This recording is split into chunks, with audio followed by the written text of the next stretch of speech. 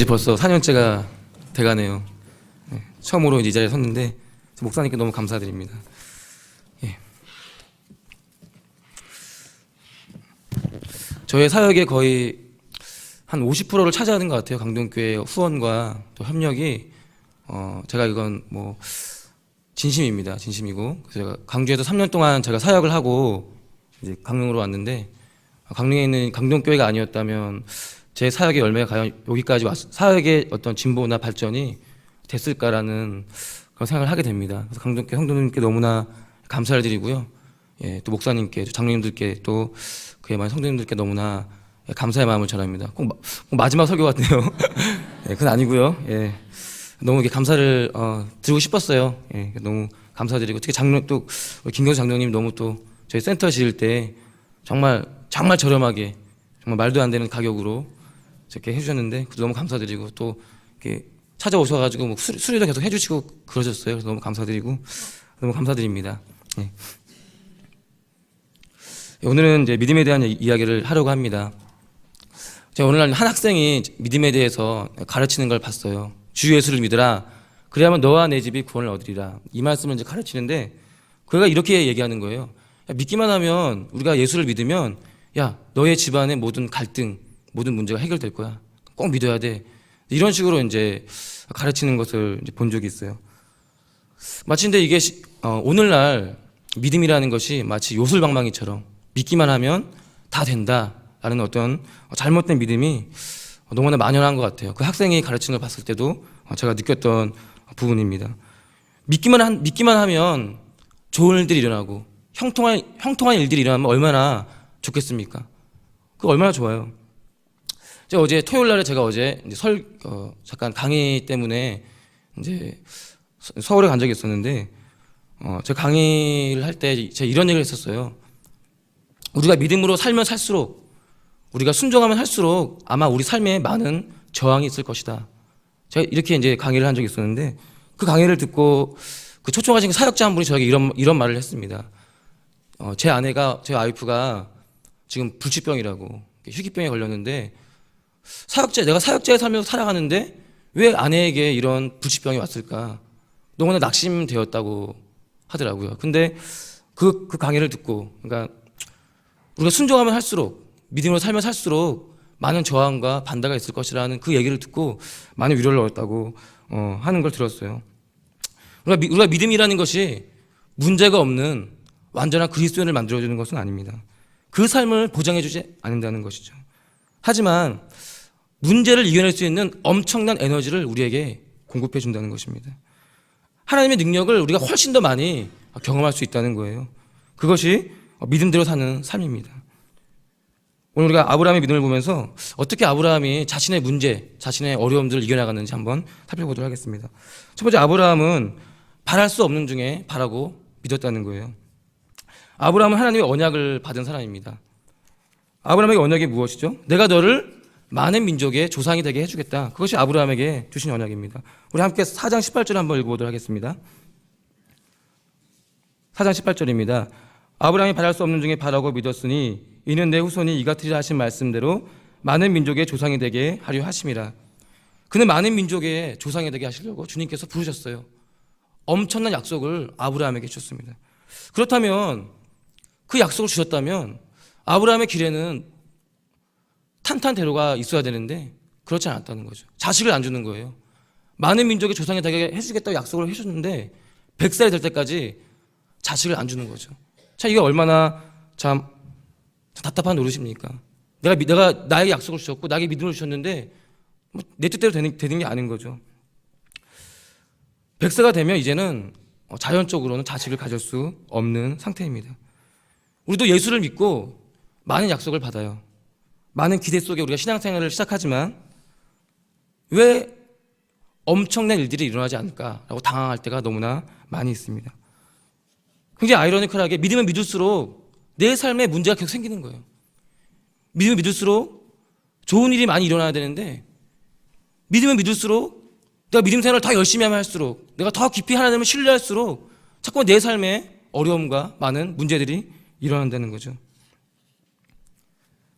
내가 성경대로 정직하게 살려고 하면 할수록 내가 말씀대로 살려고만 할수록 우리의 사업장에 또 내 가정에 아픔이 온다는 거죠. 때로는 어쩔 때는 우리 가정의 자녀가 갑자기 가출을 해요. 또 대학에 떨어지는 아픔도 겪을 수가 있죠. 굉장히 이상합니다. 내가 믿으면 더 어려움들이 우리에게 찾아오는 거죠. 그럴 때 아브라함은 이렇게 고백합니다. 바랄 수 없는 중에 바라고 믿었다. 성경은 우리에게 아브라함의 믿음을 말하고 있습니다. 바랄 수 없는 중에, 바랄 수 있는 상황이 아니라 도저히 바랄 수 없는 그 상황 중에서 믿음을 가졌다라고 얘기하고 있습니다. 바랄 수 없는 상황, 바랄 수 없는 현실, 그것은 누구에게나 찾아옵니다. 그것을 우리는 문제라고 합니다. 누구나 문제가 있어요. 누구나 어려움이 있다는 거죠. 하지만 더 중요한 것은 그 문제가 내 인생을 망가뜨릴 거라 생각합니다. 내가 갖고 있는 그 자그마한 문제가 우리의 인생을 망가뜨릴 거라고 우리는 생각을 하게 돼요. 저에게도 많은 약점과 문제가 있습니다.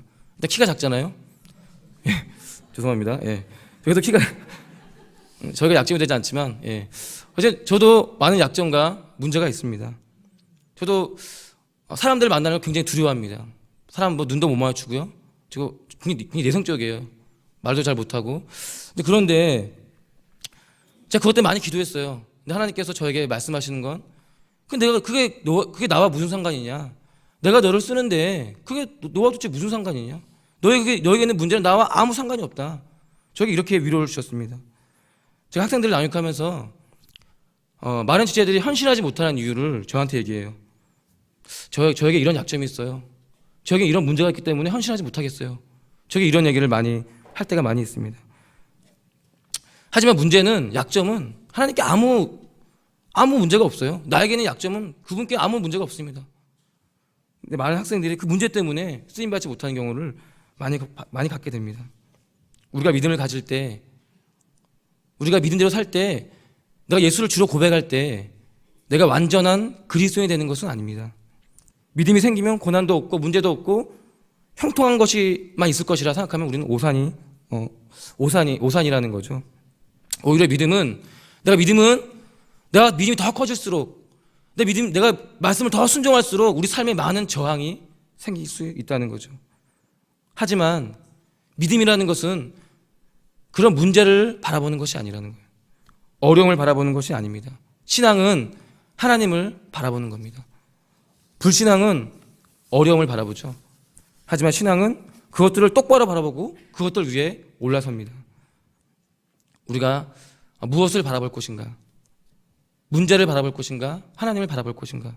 우리가 생각해 봐야 합니다. 내가 처한 삶을 원망하고 불평하고 한탄에 빠진 삶을 살 것인가? 아니면 그것들을 바라보지 않고 하나님의 능력을 바라보고 하나님의 신실하심, 하나님의 전능하심을 바라보고 살 것인가? 그것이 우리의 싸움이라는 것입니다. 승리하는 삶, 그것이 바로 믿음입니다. 두 번째로 아브라함의 믿음은 실천하는 믿음이었습니다. 우리 로마서 4장 19절 한번 보도록 하겠습니다. 로마서 4장 19절. 그가 백세나 되어 자기 몸이 죽은 것 같고 사라의 태가 죽은 것 같음을 알고도 믿음이 약하여지지 아니하고. 성경은 사라의 태가 죽었다고 말하고 있어요. 아니, 죽었다. 더 이상 아기를 낳을 수 없는 상태라고 얘기합니다. 우리가 아무리 발달된 과학 기술로 이런 100세가 된 그 사람이 아기를 갖는다는 것은 현대 의학으로도 불가능하죠. 하나님이 아니면 가능하지 않는 일입니다. 아무리 믿음 좋은 사람도 이런 상황에 처해 있으면 낙심할 수밖에 없습니다. 좌절할 수밖에 없고 힘들어할 수밖에 없습니다. 하지만 성경은 우리에게 이렇게 증명합니다. 아브라함은 믿음이 약해지지 않았다. 그런 상황 속에서 아브라함은 믿음이 전혀 약해지지 않았다고 얘기합니다. 여러분, 믿음이 약해지지 않았다는 것은 뭘 얘기할까요? 믿음이 약해지지 않았다는 것, 그것은 한 발짝 더 나아갔다는 얘기입니다. 그냥 주저앉아 있는 것이 아니라 한 발짝 더 순종하고 행동했다는 뜻이에요. 그래서 멈춰있지 않았다는 뜻입니다. 믿음이라는 것은 고백에서 멈추는 것이 아니에요. 우리가 많이 고백합니다. 예수님 나의 주님이십니다. 예수님 전 믿습니다. 우리가 이렇게 많은 고백을 하지만 신앙이라는 것은 고백에서 그치는 것이 아니라 바로 삶으로까지 연결되어야 된다는 거죠. 정말 척박하고 다 예수를 믿지 않는 그런 상황 속에서 다 우리를 예수 믿는다는 그 이유 하나로 우리를 반대하고 적재적인 상황 속에서도 우리는 여전히 삶으로 우리의 믿음을 실천해야 한다는 거죠. 삶이 없는 믿음, 고백만 하는 그 믿음은 진정한 믿음이 아니라고 말할 수 있습니다. 진정한 믿음은 우리의 신앙의 고백과 삶이 일치해야 된다는 얘기죠. 여러분, 제가 얼마 전에 우리 그 학원 복음화 협의회 선교단체 모임이 있는데 그 모임에서 한번 통계 조사를 한 적이 있어요. 그 통계 조사에 이런 얘기가 나옵니다. 그 혼전 성관계, 그러니까 대학생들이 혼전 성관계를 하는 것이 어떻게 생각하냐? 이렇게 이런 질문을 한 적이 있는 조사를 한 적이 있는데 비기독교인이 14%를 반대합니다. 그러니까 90%가 찬성하는 거예요. 혼전 성관계를. 그냥 우리 젊었을 때 그냥 사랑하면 그냥 관계를 가져도 되죠. 선을 넘어도 되죠. 이렇게 말하는 학생이 90%예요. 90%. 비기독교인이. 더 놀라운 것은 기독교 학생들이 22%입니다. 22%. 그러니까 80%의 우리 기독 청년들이 찬성한다는 거죠. 결혼 전에 뭐 같이 뭐 동거해도 괜찮고 뭐 사랑을 나눠도 괜찮다라고 얘기하고 있어요. 더 놀라운 것은 동성애에 대한 캠퍼스의 이 대학생들의 수준은 어떨까요? 동성애를 찬성하는 것이 비기독교인 47%입니다. 비기독교인. 그러니까 둘 중에 한 명은 동성애를 찬성하는 거예요. 더 놀라운 것은 기독교인. 자, 우리 기독교인들은 어떨까요? 우리 기독교 학생들은 과연 어떤 수준을 갖고 있을까요? 우리 기독교 믿는 학생들도 이렇게 얘기해요. 44%가 동성애를 찬성합니다. 그러니까 똑같아요. 둘 중에 한 명은 동성애를 찬성한다는 거죠. 여기서 뭘 느낄 수 있을까요? 기독교인이나 비기독교인이나 생각하는 건 똑같다는 거예요. 삶의 수준, 삶의 의식이 똑같다는 겁니다. 아무리 좋은 설교를 듣고 아무리 좋은 말씀을 들어도 우리 지체들이 삶의 의식은 여전히 똑같다는 거예요. 이거 왜 그럴까요? 바로 이원론적인 신앙, 믿음의 고백과 삶이 일치하지 않는 가르침, 그런 잘못된 어떤 신앙생활 때문에 그렇다는 거죠. 우리의 믿음을 약화시키는 것, 우리를 삶으로 실천하지 못하게 하는 것들이 분명히 있습니다. 믿음이 있다고 얘기하지만 삶에서는 아무런 믿음의 능력도 나타나지 않는 그런 모습들이 우리에게 있을 수 있다는 거죠. 아브라함에게는 자식이 없었습니다. 그것이 아브라함이 가장 큰 문제였어요. 우리에게도 문제가 있습니다. 우리도 우리의 믿음의 고백, 우리가 믿음대로 삶에서 실천하는 그 문제들을 우리가 하지 못하는 이유가 그런 문제들이 반드시 있습니다. 우리의 믿음을 약화시키는 문제들, 과연 그것이 무엇일까요? 그런 것도 이겨내고 우리가 믿음대로 사는, 우리 삶에서 믿음을 만들어내는 그런 우리 강동교회 성도님 되기를 바라겠습니다. 마지막 세 번째로는 아브라함은 하나님의 약속을 의심하지 않았습니다. 그래서 한번 20절 말씀을 한번 보도록 하겠습니다. 다 함께 읽도록 하겠습니다. 믿음이 없어 하나님의 약속을 의심하지 않고 믿음으로 견고하여져서 하나님께 영광을 돌리며. 아브라함은 의심하지 않았다고 나와 있어요. 여러분, 의심이란 말이 무슨 뜻일까요? 의심은 난이다라는 뜻입니다. 그러니까 두 마음을 품었다는 뜻이에요. 야고보서 기자는 우리에게 이렇게 얘기해요. 의심이라는 것은 두 마음을 품었다라고 얘기하고 있어요. 세상을 사랑하기도 하고 주님을 사랑하기도 하고 물질을 사랑하고 주님을 사랑하고, 여차하면 신앙을 포기할 준비가 되어 있는 상태. 내가 어려움이 오기만 하면, 내가 신앙을 살기 못할 그 어떤 상황에 처하기만 하면, 여차하면 내가 신앙을 포기할 준비가 되어 있는 상태를 바로 의심이라는 그 마음의 상태임을 성경은 우리에게 말하고 있습니다. 그러면 우리가 매일의 선택을 할 때, 우리가 매일 우리가 선택을 하는 상황이 오잖아요. 하나님 원하시지 않는 걸 선택하는 것, 그게 바로 의심하는 그 마음, 두 마음이라고 얘기할 수 있습니다. 여러분, 근데 믿음이라는 것은 의심이 전혀 없는 상태를 말하는 것이 아니에요. 믿음이라는 것은 의심이 오지만, 우리가 두려움이 오지만, 때로는 죄에 빠지려고 하는 유혹이 오지만 그것을 선택하지 않는 것이 바로 믿음입니다. 여러분, 시험과 죄의 차이는 뭘까요? 예수님도 똑같이 우리처럼 시험을 받았습니다. 그분 똑같은 인간이지만, 그분 똑같이 하나님을 믿고 하나님의 아들이었지만 그분의 동일하게 시험이 왔습니다. 우리도 마찬가지죠. 우리가 믿는다고 해서 시험이 오지 않는 건 아니에요. 내가 기도 열심히 하고 새벽기도 열심히 나와도 우리에게 여전히 시험은 옵니다. 고통이 오고 문제가 옵니다. 그런데 믿음이 있다는 것의 차이는 뭡니까? 바로 죄를 짓지 않는 거예요. 시험이 오지만 그것을 이겨내는 겁니다. 극복해내는 거죠. 그게 바로 의심하지 않는 사람의 모습입니다. 아브라함은 어떻게 이 시험을 이겨냈는가? 어떻게 이 믿음의 테스트를 통과했는가? 그것은 바로 하나님의 약속 때문이었습니다. 그게 하나님의 약속이 있었기 때문에, 하나님의 말씀이 있었기 때문에 그는 그 시험을 통과할 수 있었다는 거죠. 자기 체면, 자기 어떤 신념이 아니에요. 할 수 있어! 넌 할 수 있어! 거울을 보면서 얘기하는 그런 자기 체면이 아니라 하나님 말씀에 근거한 믿음이었습니다. 요즘 많은 청년도 그렇지만 많은 사람들이 감정과 기분에 느낌에 근거한 신앙생활을 할 때가 많이 있어요. 뭔가 느낌이 탁 와야 열심히 기도하고 느낌이 팍 와야 하나님을 믿는다고 얘기하죠. 그러나 그런 느낌, 감정, 그것에 근거한 신앙이 아니라 하나님 말씀에 근거한 신앙을 갖고 있었다는 거죠. 우리가 그랬을 때 20절 후반의 말씀처럼 믿음으로 견고하여져서 하나님께 영광을 돌린다라고 고백할 수 있습니다.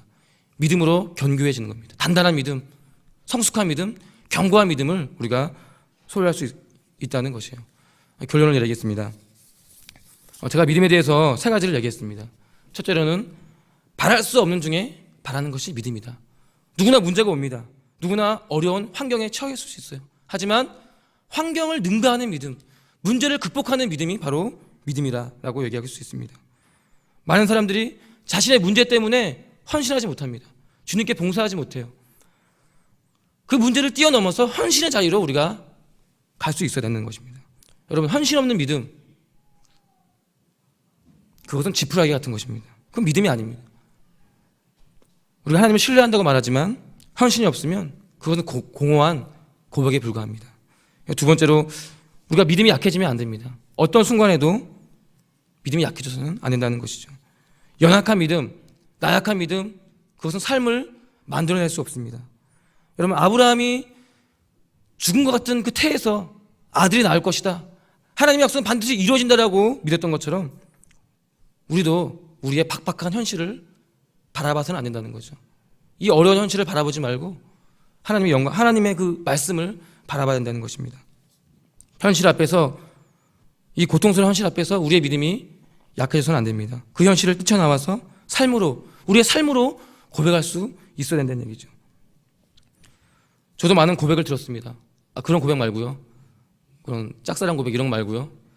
저도 많은 간사님, 저 헌신하겠습니다. 저 내년에 리더로 헌신하겠습니다. 저 내년에 간사님과 함께 공동체를 하겠습니다라는 고백을 많이 들었어요. 하지만 그 고백을 실제로 자기 삶에서 구현해내는 사람들은 많이 없어요. 누구나 중간에 포기합니다. 안락한 기숙사, 편안한 삶, 그것을 거부할 수가 없는 거예요. 그걸 선택하는 사람들이 굉장히 많습니다. 많은 반대, 재정적인 어려움들을 극복하지 못하고 그냥 그 고백에서만 그치는, 그냥 믿는다라고 얘기만 하는 그런 삶으로 하는 주체들이 많이 있습니다. 근데 그건 저도 마찬가지예요. 저도 정말 수많은 사람들에게, 또 수많은 청년들에게 헌신하라고 얘기했습니다. 헌신해, 십자가를 주님과 함께 고난을 받아야 된다. 전 그렇게 가르쳤어요. 그런데 시간이 지나면 지날수록 저는 고난받지 않으려고 하는 모습이 많이 그러니까 열매는 있었어요. 외적인 열매는 있었지만 나의 내적인 열매는 점점 시들어가는 것을 보게 됩니다. 지체들에게 십자가를 지라고 얘기하지만 저는 십자가를 지는 걸 싫어하는 거예요. 지체들에게 편안한 삶을 거부하고 주님과 함께 고난을 받으라고 얘기하지만 저는 편안한 삶을 살고 싶은 마음이 점점 시간이 지나면 지날수록, 사역을 하면 할수록 더 편안하게 살고 싶은 거예요. 더 그냥 누리고 싶고 대접받고 싶고 뭔가 받고 싶은 마음이 제가 더 많아지는 걸 보게 됩니다. 저는 실패한 거죠. 우리가 겪고 있는 문제들, 우리가 믿는다고 얘기하지만 그렇게 살지 못한, 내가 고백한 대로 살지 못하는 그 이유가 많이 있을 겁니다. 하지만 이제 2015년이 왔어요. 우리가 그동안 내가 고백만 했지 실천하지 못했던 일들이 많이 있을 것입니다. 우리 이제 앞으로 내년에는 믿음으로 고백하는 것이 아니라 실천하는 믿음, 행동하는 신앙으로 강력하게 모든 성도님들 되기를 바라겠습니다. 의심하지 말고, 때로는 의심이 우리를 공격할지라도 말씀의 능력, 믿음의 방패를 가지고 말씀의 검으로 그 의심을 물리치고 날마다 믿음의 선택을 하는 우리가 되기를 바라겠습니다. 함께 기도하겠습니다. 우리에게 오늘 말씀을 놓고 한 가지만 놓고 우리 기도하도록 하겠습니다. 우리에게 많은 문제가 있고 삶에서 많은 어려움들이 있습니다. 바랄 수 없는 상황 중에서 아브라함은 그것을 바라고 믿었습니다. 우리도 여전히 우리 삶 속에서 바랄 수 없는 상황들, 내가 믿음으로 이겨낼 수 없는 상황들이 우리 도처에 너무나 많이 있습니다. 하지만 신앙은 어려움을 바라보는 것이 아니라 하나님을 바라보는 것입니다. 기도할 때 하나님, 우리가 믿음대로 살 수 있도록 도와주시고 여전히 믿음으로 하나님을 바라볼 수 있도록 도와주시고 함께 우리 기도하겠습니다. 하나님.